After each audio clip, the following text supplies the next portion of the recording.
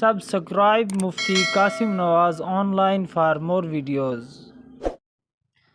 السلام علیکم ورحمۃ اللہ وبرکاتہ۔ بھائی نے سوال کیا ہے کہ اگر روزے کی حالت میں منہ سے خون نکل آئے تو کیا اس سے روزہ ٹوٹ جائے گا؟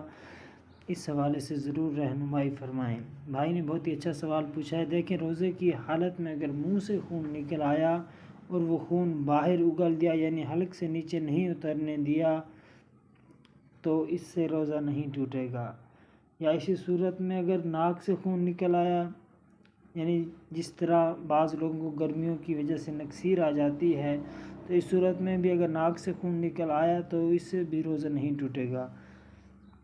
اور اگر دانت سے خون نکلا یا منہ کے کسی سے خون نکلا اور وہ تھوک پر غالب تھا وہ خون، تو اس صورت میں اگر اس کو نگل لیا تو اس کے نگلنے سے روزہ فاسد ہو جائے گا، اس سے روزہ ٹوٹ جائے گا۔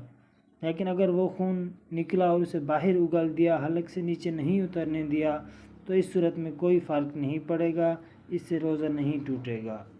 اللہ پاک ہم سب کو عمل کرنے کی توفیق عطا فرمائے، آمین۔ Subscribe Mufti Qasim Nawaz on line for more videos.